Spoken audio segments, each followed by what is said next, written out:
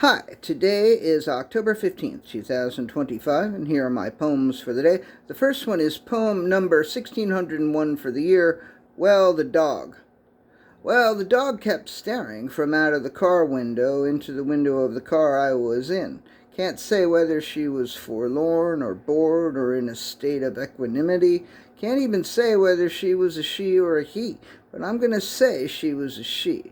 And she stared with that hangdog look that seemed sad, but some folks and some dogs just have a sad look about them. The dog could have been ecstatically happy, or the dog could have been as sad as she looked. I just don't know.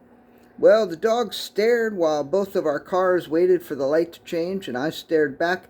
Then she did it again when both of our cars were stopped at the next light, and I stared back again.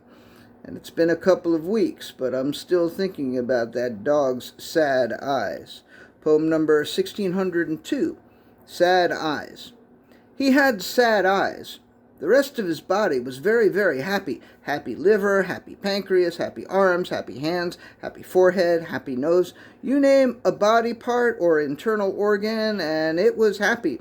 Or in some cases ecstatic. His skin was ecstatic. You could bring him to bliss and possibly orgasm by merely holding his hand or touching his face. But boy, were his eyes sad.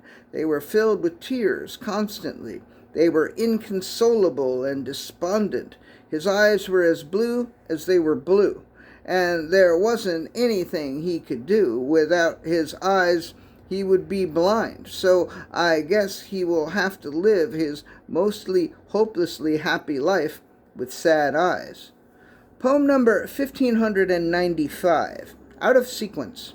The poem was out of sequence. Yesterday, the poet began with number 1596, even though the day before yesterday, the poet ended with 1594. Although it was a seemingly unforgivable mistake, the poet has managed to forgive himself. The poem, who is the schlemazel to the poet's schlemiel, is not as forgiving. The poem must, as all schlemazels must, suffer the consequences of the poet's mistake. Yesterday's number 1600 is also embarrassed, as some of the totals quoted within it were overstated by one.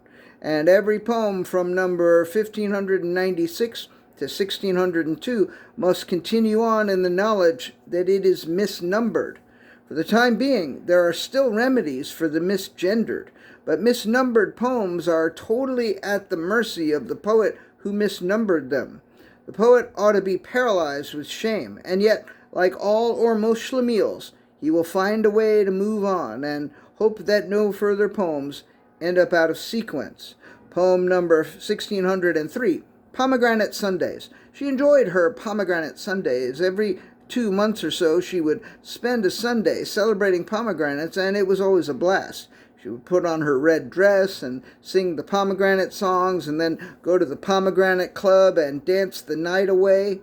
Sometimes she would go to bottomless brunch and drink several pomegranate martinis. Sometimes she'd go to the pomegranate museum, where she would learn even more than she already knew about pomegranates.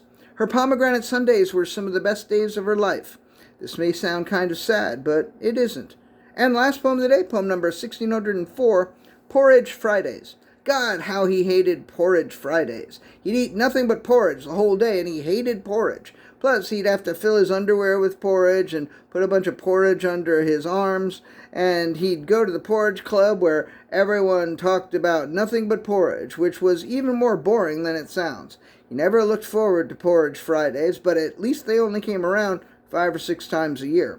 He dreamed of meeting a good woman who could take him away from the cult of porridge and introduce him to something new like oatmeal or cream of wheat, or something totally wild like maybe pomegranates. He knew that the world was vast and full of possibilities, and he longed for a love that would set him free. But until that happened, it would be Porridge Fridays several times a year, and that was just the way it would have to be. All right, that's it. Thank you. I appreciate you.